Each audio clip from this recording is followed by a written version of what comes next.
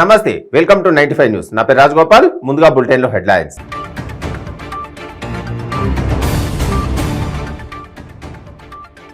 కర్ణాటక 24వ ముఖ్యమంత్రిగా సిద్ధరామయ్య ప్రమాణ స్వీకారం. ఆయనతో ప్రమాణ స్వీకారం చేయించిన రాష్ట్ర గవర్నర్ తావర్చంద్ గెహ్లాట్.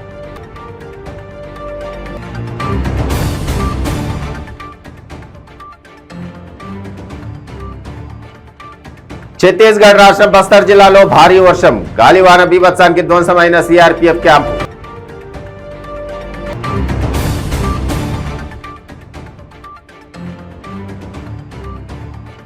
కేంద్ర ప్రభుత్వంపై బీఆర్ఎస్ నేత దాసోజు శ్రవణ్ ఫైర్. 2000 నోటును ఎందుకు ఉపసంహరించుకుంటున్నారని ప్రశ్న.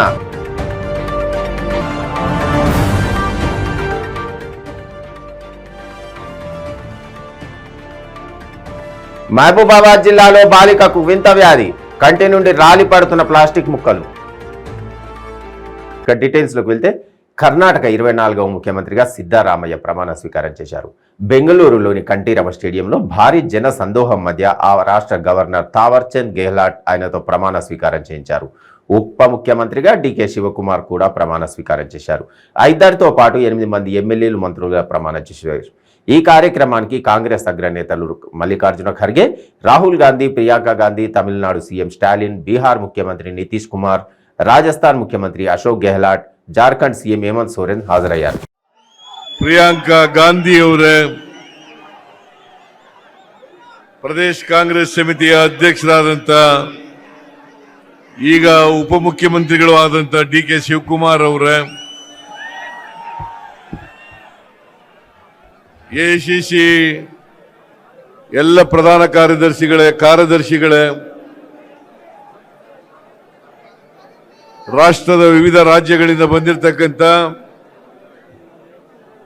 ಮುಖ್ಯಮಂತ್ರಿಗಳೇ, ಮಾಜಿ ಮುಖ್ಯಮಂತ್ರಿಗಳೇ, ಲೋಕಸಭಾ ಸದಸ್ಯರೇ, ರಾಜ್ಯಸಭಾ ಸದಸ್ಯರೇ,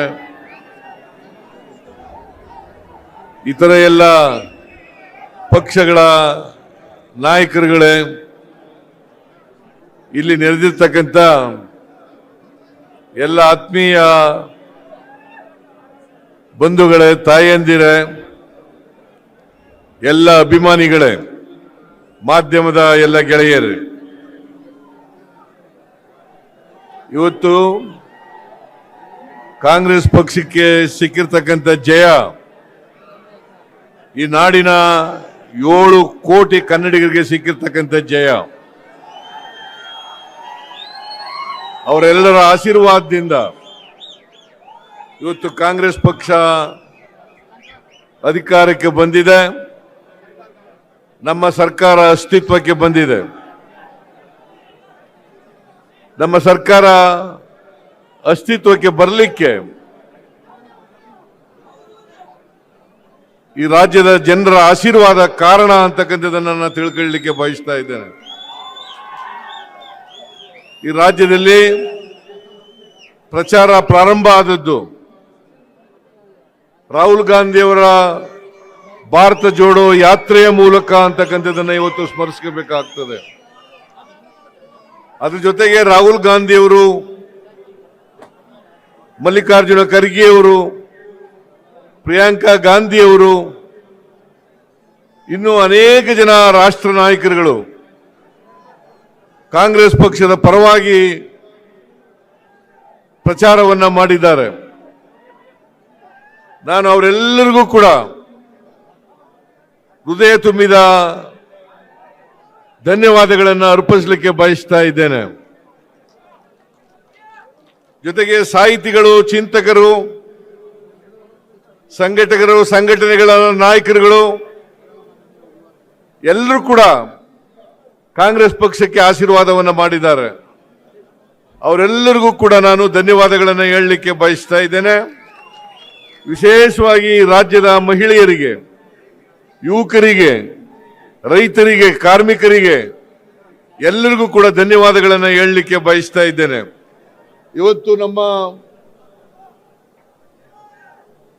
ಈ ಓತ್ ಟೇಕಿಂಗ್ ಸೆರೆಮನಿಗೆ ಅನೇಕ ಜನ ನಾಯಕರುಗಳು ರಾಷ್ಟ್ರದ ಮೂಲೆ ಮೂಲೆಗಳಿಂದ ಬಂದಿದ್ದಾರೆ. ಅವರೆಲ್ಲ ನಾಯಕರುಗಳಿಗೂ ಕೂಡ ಧನ್ಯವಾದಗಳನ್ನು ಹೇಳಲಿಕ್ಕೆ ಬಯಸ್ತಾ ಇದ್ದೇನೆ. ಅವರು ಇವತ್ತು ಅನೇಕ ಕೆಲಸಗಳಿದ್ರೂ ಕೂಡ ಅದನ್ನು ಬಿಟ್ಟು ನಮ್ಮನ್ನ ಆಶೀರ್ವದಿಸಲಿಕ್ಕೆ, ನಮಗೆ ಶುಭ ಕೋರಲಿಕ್ಕೆ ಬಂದಿದ್ದಾರೆ ಅಂತೇಳಿ ಅವರೆಲ್ಲರಿಗೂ ಮತ್ತೊಮ್ಮೆ ನಾನು ಧನ್ಯವಾದಗಳನ್ನು ಹೇಳಲಿಕ್ಕೆ ಬಯಸ್ತಾ ಇದ್ದೇನೆ. ವಿಶೇಷವಾಗಿ ಕನ್ನಡದ ಎಲ್ಲ ಜನರಿಗೆ ನಾನು ಧನ್ಯವಾದಗಳನ್ನು ಹೇಳಿ, ನಾವು ಜನರ ನಿರೀಕ್ಷೆಗೆ ತಕ್ಕಂತೆ ಆಡಳಿತವನ್ನು ಕೊಡ್ತೇವೆ. ಜನರು ಬದಲಾವಣೆಯನ್ನು ಬಯಸಿದ್ದಾರೆ. ಜನರಿಗೆ ಕೊಟ್ಟಿರ್ತಕ್ಕಂಥ ಭರವಸೆಗಳು, ಗ್ಯಾರಂಟಿಗಳು, 5 ಗ್ಯಾರಂಟಿಗಳನ್ನು ಕೂಡ ಇವತ್ತೇ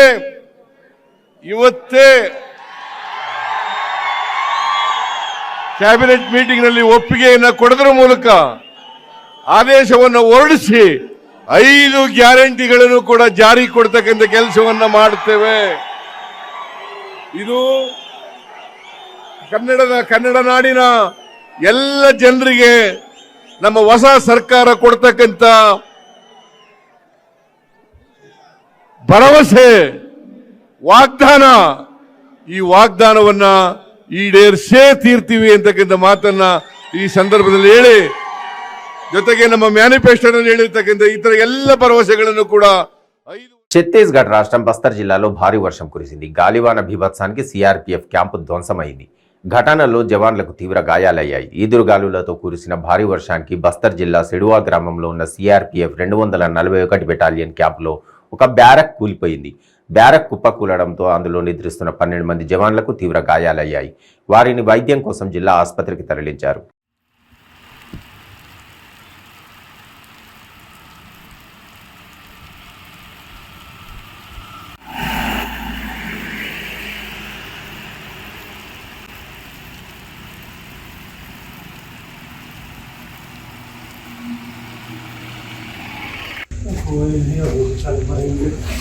लाला मुझे भी पिला दे। नाम क्या तेरा? हैं? मेरा नाम? 2000 రూపాయల నోటును చెలామణి నుండి ఉపసంహరించుకోవడం మోడీ ప్రభుత్వం యొక్క మరొక అసంబద్ధమైన, అశాస్త్రీయమైన, ఏకపక్ష చిల్లర వక్ర నిర్ణయమని బీఆర్ఎస్ నేత దాసోజు శ్రవణ్ ఆరోపించారు. 2016వ సంవత్సరంలో నల్లధనాన్ని అరికట్టడం మరియు ఉగ్రవాదులను నియంత్రించడం అనే కుంటి సాకుతో నోట్ల రద్దును ప్రవేశపెట్టారన్నారు. కానీ అది విధ్వంసం సృష్టించిందని, 100 మందికి పైగా మరణాలకు కూడా కారణమైందని అన్నారు. అప్పుడు మిస్టీరియస్గా 1000 నోటు స్థానంలో 2000 నోటును ప్రవేశపెట్టారని, ఇప్పుడు 6.5 సంవత్సరాల తర్వాత రూపాయల 2000 నోటును ఎందుకు ఉపసంహరించుకుంటున్నారని ప్రశ్నించారు. నరేంద్ర మోడీ తాను మూర్ఖుణ్ణి అని చెప్పని మరొక్కసారి 2000 రూపాయల నోట్ల రద్దు ద్వారా తనకు తానే ఇవాళ రుజువు చేసుకున్నట్టుగా స్పష్టంగా కనబడతా ఉంది. ఇదేం నరేంద్ర మోడీ తాత జాగీర్ అయినట్టుగా భారతదేశం ఇష్టం వచ్చినట్టుగా గతంలో 2016లో ఎవరితో సంప్రదించకుండా, ఆఖరికి ఆర్బీఐ కూడా చెప్పకుండా నల్లధనం పోతుందని చెప్పని, 1000 రూపాయల నోటు వల్ల నల్లధనం పెరుగుతుందని చెప్పని, తీవ్రవాదులు వస్తున్నారని చెప్పని రకరకాల రీతుల్లో ప్రజలను మభ్యపెట్టే రీతిలో నిరంకుశంగా ఆ రోజు నోట్ల రద్దు చేసిండు 2016లో. మళ్ళీ ఏం మాయగాలం వచ్చిందని చెప్పని ఇవాళ 2000 నోట్ను రద్దు చేస్తుండో ఎవరికి తెలియదు. అంటే నరేంద్ర మోడీ ఇష్టమా, లేకపోతే ప్రధానమంత్రిగా ప్రజలకు జవాబుదారీగా ఉండాలా, కీలకమైన నిర్ణయాలు తీసుకున్నప్పుడు కనీసం ప్రతిపక్ష పార్టీలతోటైనా సంప్రదింపులు చేయాలన్న కనీస ఇంగితం లేకుండా ఆ రోజు నోట్ల రద్దు నిరంకుశంగా చేపట్టాడు. 1000 రూపాయల నోటు రద్దు చేశాడు, నిరంకుశంగా 2000 నోటు పట్టుకొచ్చాడు. మళ్ళీ ఇవాళ నిరంకుశంగా 2000 నోటు రద్దు అంటా ఉండు.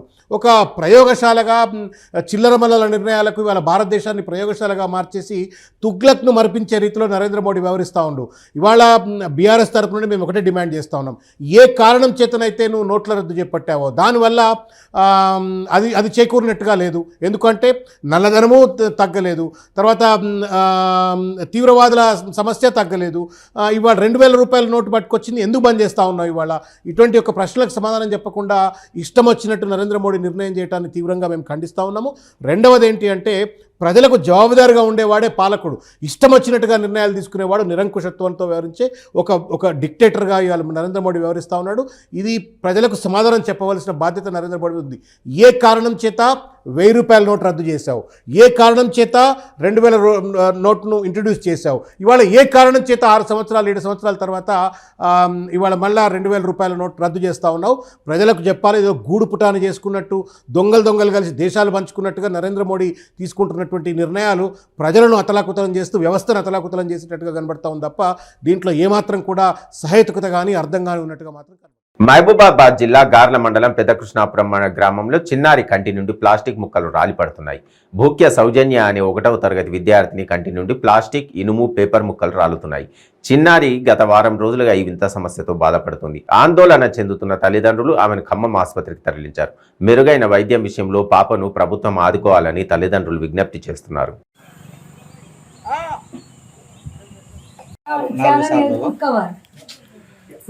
पूरा भले चलता है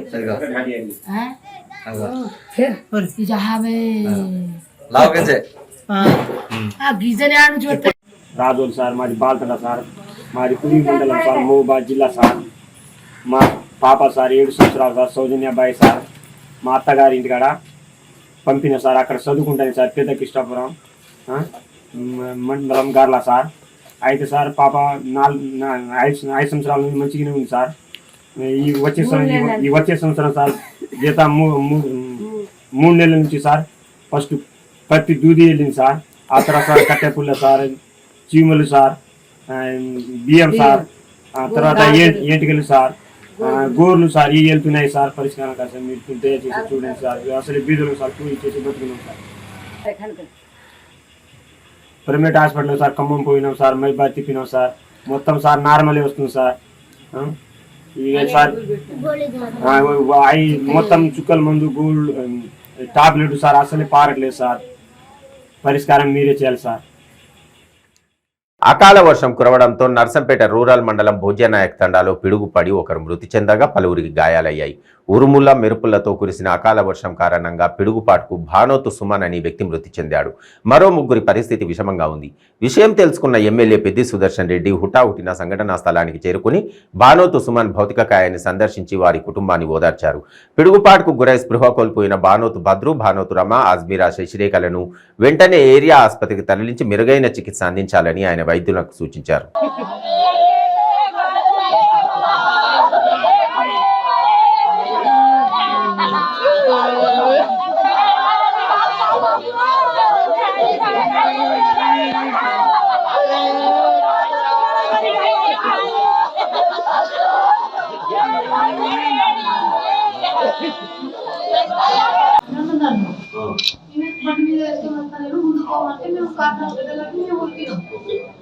వీళ్ళిద్దరు వెంటనే ఉండిపోయినాం. అందరితో నేను అక్కడ నుంచి చూస్తూనే ఉన్నా, ఇద్దరు వెంటనే ఉండిపోయి అక్కడ మిషన్ వచ్చేసరికి మిషన్ కన్నా ఉన్నది.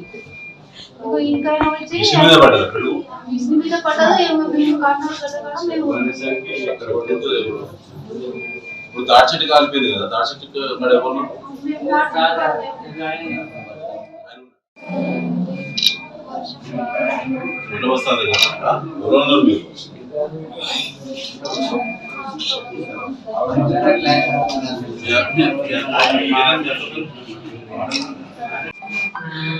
అందరూ ఒక దిక్కే ఉన్నారా మీరు?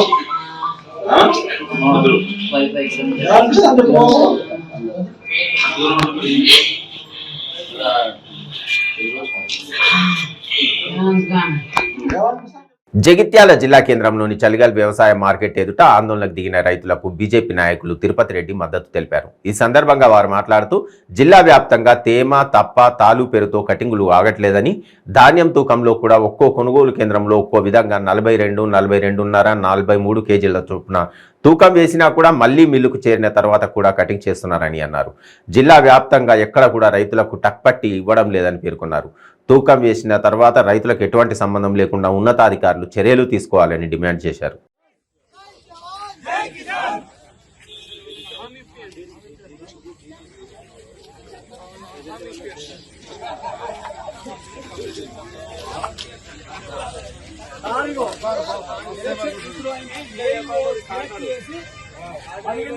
ఇప్పటికి జోకులు కాలేదు. ఏం చేస్తాం సార్? వర్షం పడితే చప్పున అక్కడ ఇక్కడ చెప్తాం మేము. ఏడు సార్ మేము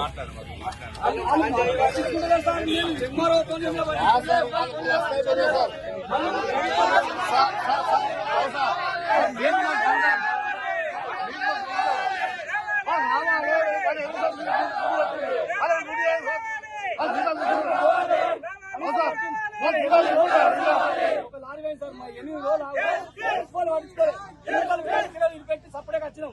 ఏం చెప్తాం? ఎంతకంటే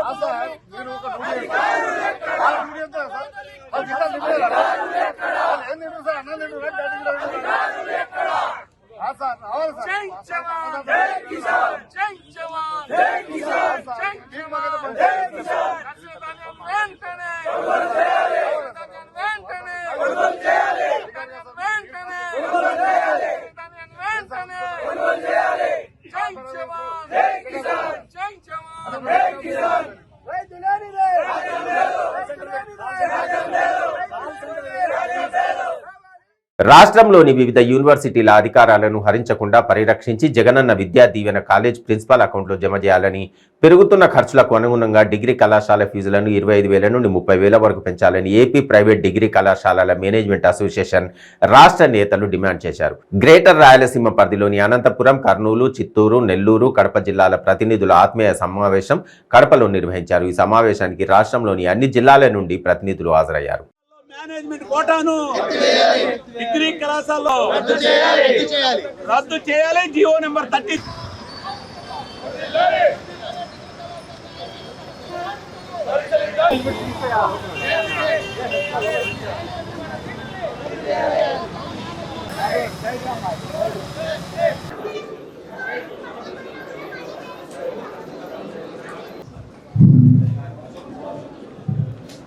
సభ్యులందరికీ సమయం తక్కువ ఉండడం కారణంగా ముఖ్యమైన వస్తు పెద్దలు మరియు ఇతర కరెస్పాండెంట్స్.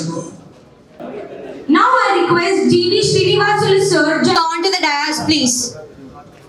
Rajagopala Reddy sir.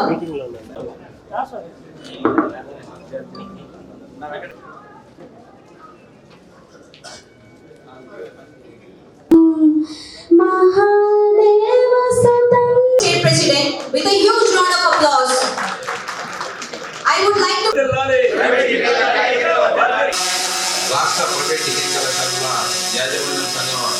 ఎదుర్కొన్నటువంటి సమస్యల గురించి చర్చించడానికి గ్రేటర్ రాయలసీమ జిల్లాలకు సంబంధించి మేము రాష్ట్ర అసోసియేషన్ తరఫున కడప జిల్లా వాళ్ళు ఈ కార్యక్రమాన్ని చేస్తున్నారు. అయితే రాష్ట్రంలో ప్రైవేట్ డిగ్రీ కాలేజీలన్నీ కూడా చాలా సమస్యలతోటి కొట్టుమిట్టాడుతున్నాయి. ఈ ప్రభుత్వం దృష్టికి చాలాసార్లు తీసుకెళ్ళాం. అవన్నీ కూడా పరిష్కరించాలి, దానికి ఒక పరిష్కార వేదిక అని చెప్పేసి మేము తొలిమెట్టుగా కడపలో ఈ ప్రోగ్రాంను ఏర్పాటు చేయడం జరిగింది. కనుక మాకున్నటువంటి సమస్యలన్నీ మేము ప్రభుత్వం దృష్టికి కూడా తీసుకెళ్ళాం. అవి త్వరగా పరిష్కరించి రాబోయేటువంటి అకాడమిక్ ఇయర్లో ఇలాంటి ఏ సమస్యలు లేకుండా డిగ్రీ కళాశాలని మంచిగా జరిగే విధంగా మీరు ప్రభుత్వం దృష్టికి తీసుకెళ్తారని చెప్పేసి మీడియా అందరికి కూడా కోరుతున్నాం. ఎందుకంటే ముఖ్యంగా ఈరోజు జియో నెంబర్ 36 అని తీసుకురావడం జరిగింది. ఆ 36 వల్ల 10 సంవత్సరాలు పైబడినటువంటి కాలేజీలన్నిటిని కూడా ప్రతి సంవత్సరం ఈఓపీ అని చెప్పేసి చాలా ఇబ్బంది పెడుతున్నటువంటి పరిస్థితి రద్దు చేయాలని, అలాగే అఫిలియేషన్ కూడా ఈరోజు స్కూల్స్కి 8 సంవత్సరాలు, అలాగే సిబిఎస్ఈలో కూడా 5 సంవత్సరాలు ఉంది. డిగ్రీ కళాశాలకు అన్నిటికి కూడా ప్రతి సంవత్సరం అఫిలియేషన్ పెడుతున్నారు. 5 సంవత్సరాలకు ఒకసారి అఫిలియేషన్ ఇవ్వాలని చెప్పేసి కోరుతున్నాం. అలాగే డిగ్రీ విద్యలో మేనేజ్మెంట్ కోటా రావడం జరిగింది. ఎందుకంటే డిగ్రీ చదువుకుంటున్నటువంటి విద్యార్థులందరూ కూడా దాదాపు డబ్బులున్న వాళ్ళంతా ఇంజనీరింగ్కి వెళ్తారు. ఈ 90% పిల్లలంతా కూడా డిగ్రీ కళాశాలలో చేరుతున్నారు. కాబట్టి డిగ్రీ విద్యలో ఎవరికైతే ఈ మేనేజ్మెంట్ కోటా వల్ల స్టూడెంట్స్కి ఫీజు రియంబర్స్మెంట్ రాకపోవడం వల్ల చాలా మంది గ్రామీణ ప్రాంతంలో ఉన్నటువంటి విద్యార్థులు నష్టపోయేటువంటి పరిస్థితి కొనసాగుతూ ఉంది. అలాగే ప్రభుత్వం ఈ పీజీ కోర్సులకి ఫీజు రియంబర్స్మెంట్ తీసేశారు. ఎందుకంటే ఈ 77 వైజాగ్ స్టీల్ ప్లాంట్ కోసం 4,000 కోట్లు ఏర్పాటు చేస్తానంటూ ప్రకటించిన కేఏపాల్ అన్నట్లుగా 4,000 కోట్లు రెడీ చేశానంటూ ప్రకటించారు. కేంద్రం అనుమతి ఇస్తే సమస్య తొలగినట్టే అన్నారు. కేంద్రం నుంచి అనుమతి వస్తుందని జడి లక్ష్మీనారాయణను ప్రజాశాంతి పార్టీలో చేరాలని ఆహ్వానించానని తెలిపారు. గద్దర్ లాంటి నాయకులే ప్రజాశాంతి పార్టీలో చేరుతున్నారంటూ చెప్పుకొచ్చారు. 30 సీట్లైనా నన్ను గెలిపించలేదు, మళ్ళీ ప్రజలదే ఘోరం అని చెప్పేశాడు. 2 నా గోల్ ఒకటే, చంద్రబాబు నాయుడిని గెలిపించడం, లోకేష్ని ముఖ్యమంత్రి చేయడం, జగన్ గారిని ఓడించడం. అబ్బా, ఎంత మంచి గోల్ పెట్టుకున్నాడు. ఎంతరా బాబు నీకు అందింది? 1000 కోట్ల 10,000 కోట్ల సరిపోదు. నా ఇక్రిసాట్ ల్యాండ్ 24,000 కోట్లు. ఇప్పుడు నువ్వు బయటకు రా. ఈ బీజేపీ బి పార్టీలు ఈ మూడింటి నుంచి ప్రజాశాంతి పార్టీలో విలీనమన్నావు, లేదా నువ్వు 24 సీట్లు అడిగావు. పవన్ వాళ్ళు ఎన్ని ఇస్తున్నారు నీకు? సీటు 7 అన్నారు. ఇప్పుడు 12 నుంచి 15కి సెటిల్ అయింది. మరి 175 జనసేన ఎమ్మెల్యే క్యాండిడేట్స్ లారా, 25 ఎంపీ క్యాండిడేట్స్ లారా బుద్ధి వచ్చిందా ఇప్పుడైనా? లేదా? ఆయనతో పాటు మీరు కూడా డ్యాన్స్లు వేస్తారా? ఇప్పటికీ ఇంకా బుద్ధి రాలేదా? చెప్తున్నా, నమ్మారా? రండి, బయటికి రండి. ఒక్కొక్కడికి 100 కోట్లు అభివృద్ధి కొరకు నేను ఇస్తాను. మీరు మాత్రం కొన్ని లక్షలు ఖర్చు పెట్టి మీ సొంత డబ్బుతో నియోజకవర్గం 120 గ్రామాలు తిరగండి. రోజుకో గ్రామంలో ఉన్న సమస్యలన్నీ తీసుకొని రండి. నా డబ్బులు ఎలాగ రిలీజ్ అవుతాయి? స్టీల్ ప్లాంట్ని ఎలాగ ఆపాం? నా సొంత డబ్బు 100 బిలియన్ 8,20,000 కోట్లు. దాంతో ఇంట్రెస్ట్ పీస్ మిషన్ రెస్టోర్ అవుతుంది. అంతేకాకుండా రాజ్యాధికారంలోకి వస్తే 2 రాష్ట్రాలకి సంవత్సరానికి ఒక సమిట్ పెడితే $100 బిలియన్ 8,20,000 కోట్లు. ఇది నేను చేసిందే కదా. నేను ప్రపంచంలో 8 రంగాల్లో నెంబర్ 1 ఎట్లా అయ్యాను? ఇంకే మానవుడికైనా 747లు ఉన్నాయా? నాకు 2 ఉన్నాయి. ఇంకే మానవుడైనా చారిటీ సిటీలు ఒక్క దేశంలోనైనా కట్టాడా? నేను 120 దేశాల్లో కట్టాను. ఏ మానవుడికైనా 5 లక్షలు 10 లక్షలు, వాషింగ్టన్ డీసీలో 17 లక్షలు, నైజీరియాలో 70 లక్షలు వచ్చాయా? ఇంకొక మానవుడికి భూమి పుట్టిన తర్వాత నాకు వచ్చారు. నెల్లూరు జిల్లా నాయుడుపేట టీడీపీ కార్యాలయంలో విలేకరుల సమావేశం జరిగింది. ఈ సమావేశంలో సూళ్లూరుపేట నియోజకవర్గ ఇన్ఛార్జ్ నిలవల్ల సుబ్రహ్మణ్యం మాట్లాడారు. ఈ సందర్భంగా ఆయన మాట్లాడుతూ ప్రస్తుతం రాష్ట్రంలో నడుస్తున్న అరాచక పాలనకు ప్రజలు చర్మగీతం పాడేందుకు సిద్ధంగా ఉన్నారన్నారు. ఇదేం కర్మ మన రాష్ట్రానికి కార్యక్రమంలో భాగంగా నియోజకవర్గంలో ప్రజల వద్దకు వెళ్లి వారి సమస్యలు తెలుసుకోవడం జరిగిందన్నారు. రోడ్డు మీద యువజనం జరగకూడదని ఒకే అంటే రాజకీయ నాయకుడు కానీ ఎప్పుడు ప్రజలతో ఉన్న నాయకుడు ప్రజల్లోకి వెళ్తే ఆ నాయకుడు ఇరువుతుంది. ఆయనకి అది అక్కర్లేదు. ఇంట్లో నుంచి బట్టలు నొప్పుతాడు, 50% ఆన్సర్ అవుతుంటారు, 50% ఎగ్గొచ్చు. అందులో ఆయనకి టార్గెట్ తెలుసు. జగన్ గారిలో ఉండేది ఏంటంటే ఏమీ లేనప్పుడు రాజశేఖర రెడ్డి గారు సీఎంగా ఉన్నప్పుడే జగన్ గారు చేసిన మోసాలకి కోట్లాది మీద కేసులు ఉన్నాయి. ఈవేళ గవర్నమెంట్ చేతులు పెట్టుకొని ఇంకా కోట్లు సంపాదించి ఈవేళ కుబేరుడని టాటా జిల్లాలన్నీ తప్పులు. రేపు రాబోయే రోజుల్లో జగన్ అన్ని బయటకు తీసుకోవాలి. ప్రపంచంలో అధిక ధనవంతుడు సీఎంగా జగన్మోహన్ రెడ్డి పేద రాష్ట్రంగా ఆంధ్రప్రదేశ్ రాష్ట్రం అయింది. వందే భారత్ ఎక్స్ప్రెస్ ట్రైన్లో ఓ వ్యక్తి గుండెపోటుకు గురయ్యాడు. దీంతో అత్యవసర పరిస్థితుల్లో ట్రైను నల్గొండ జిల్లా మిర్యాలగూడ రైల్వే స్టేషన్లో నిలిపి ఆ వ్యక్తిని మిర్యాలగూడలోని ఓ ప్రైవేట్ ఆసుపత్రికి తరలించారు. హాస్పిటల్లో చికిత్స పొందుతూ మృతి చెందాడు. సికింద్రాబాద్ మీర్పేటకు చెందిన 72 సంవత్సరాల ప్రభాకర్ అనే వ్యక్తి తన మనవరాలు పుట్టు వెంట్రుకల కోసం ముక్కు కోసం కుటుంబ సభ్యులతో కలిసి తిరుపతికి బయలుదేరారు. సికింద్రాబాద్ రైల్వే స్టేషన్ నుండి వందే భారత్ ఎక్స్ప్రెస్ రైల్లో ప్రయాణిస్తుండగా నల్లగొండ దాటిన తర్వాత గుండె నొప్పిగా ఉండడంతో మిర్యాలగూడ రైల్వే స్టేషన్లో అత్యవసరంగా ట్రైన్ను నిలిపివేశారు. అప్పటికే ట్రైన్లో పలువురు ప్రయాణికులు ప్రభాకర్ కు సిపిఆర్ చేసి హుటాహుటిన అంబులెన్స్ లో మిర్యాలగూడలోని ప్రైవేటు ఆసుపత్రికి తరలించారు. ఆసుపత్రిలో చికిత్స పొందుతూ ప్రభాకర్ తుది శ్వాస విడిచారు.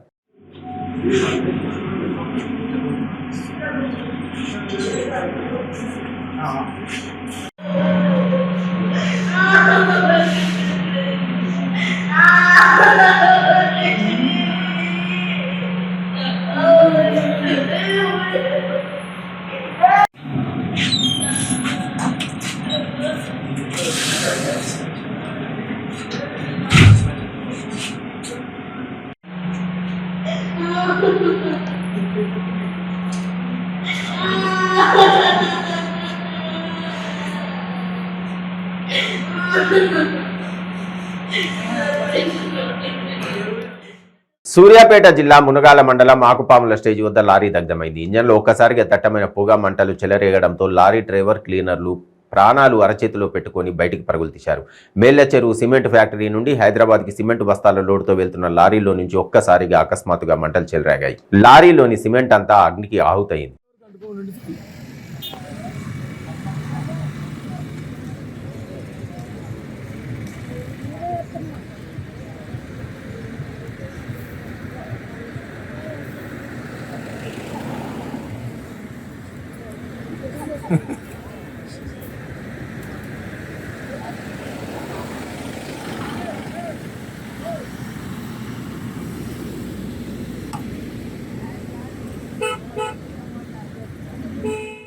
విజయవాడ లెనిన్ సెంటర్లో కామ్రేడ్ పుచ్చలపల్లి సుందరయ్య 38వ వర్ధంతి వేడుకలు ఘనంగా జరిగాయి. ప్రజానాట్య మండలి సభ్యుల ఆటపాటలు ఆహుతులను అలరించాయి. లాల్ సలాం నినాదాలతో సభా ప్రాంగణం మారుమోగింది. రాజకీయాలు కొంతమందికి ఆవేదన. అందులో విజయవాడ లాంటి నగరంలో ఒకప్పుడు కమ్యూనిస్టు ఉద్యమం వెలసిల్లినటువంటిది. ఈ విజయవాడ గుర్తింపు వచ్చిందంటే కారణం కమ్యూనిస్ట్ పార్టీ. ఆంధ్రప్రదేశ్కే కాదు, ప్రత్యేకంగా తెలుగు వాళ్ళు ఒకటి అయిపోయిన తర్వాత, మద్రాసు నుంచి విడిపోయిన తర్వాత విజయవాడ రాజధానిగా ఉండాలని చెప్పి ఆ రోజు కమ్యూనిస్టులు చెప్తే, ఇక్కడ రాజధాని వస్తే కమ్యూనిస్టులు బలపడిపోతారని ఇక్కడ కాకుండా గుంటూరుకు, కర్నూలుకు తరలించారు. ఆ తర్వాత తెలంగాణ కలిసిన తర్వాత కర్నూలు కూడా ఎత్తేసారు, గుంటూరు ఎత్తేసి మొత్తం హైదరాబాద్ పోయింది. తర్వాత వచ్చిన పాలకులు హైదరాబాద్ చుట్టూ కేంద్రీకరించారు. సంపద అంతా అక్కడికి పోయింది. ఈ కోస్తా ప్రాంతంలో ఉండేటువంటి ఆంధ్రప్రదేశ్ ఉండే సంపద కూడా అక్కడికి వెళ్ళిపోయింది. చివరికి దీని గుర్తింపు కూడా లేకపోయినటువంటి పరిస్థితి వచ్చింది. ఆ రోజు కమ్యూనిస్టులు చేసినటువంటి పోరాట ఫలితంగా మన విజయవాడ రాజధానిగా వచ్చే నాగార్జున సాగర్, శ్రీశైలం, గోదావరి డ్యాములు అన్ని కూడా తయారుంటే ఈ రోజు ఆంధ్రప్రదేశ్ సస్యశ్యామలంగా ఉండేది. విడిపోయినా సరే అగ్రభాగాన తెలుగు రాష్ట్రం ఉండేది. సుందరయ్య కన్న కళలు ఈ రోజు ఆచరణ రూపం ధరించింది. దానికి ద్రోహం చేసినటువంటి చరిత్ర ఈ రోజు ఉన్నటువంటి పాలకులది. అందుకని ఆంధ్రప్రదేశ్ అభివృద్ధికి, ఈ రాష్ట్ర ప్రజల యొక్క పురోగమనానికి బులెటిన్ ముగించే ముందు హెడ్లైన్స్ మరొకసారి.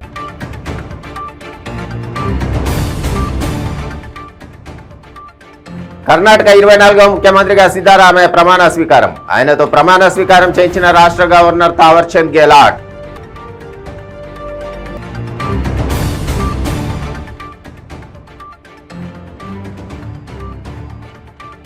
ఛత్తీస్గఢ్ రాష్ట్రం బస్తర్ జిల్లాలో భారీ వర్షం, గాలివాన బీభత్సానికి ధ్వంసమైన సిఆర్పీఎఫ్ క్యాంపు.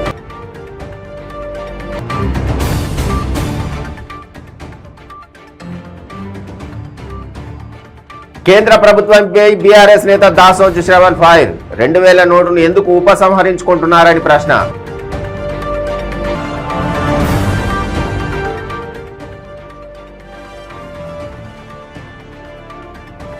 మహబూబాబాద్ జిల్లాలో బాలికకు వింత వ్యాధి, కంటి నుండి రాలి పడుతున్న ప్లాస్టిక్ ముక్కలు. ఇవి బులెటిన్ విశేషాలు. Stay tune to 95 news.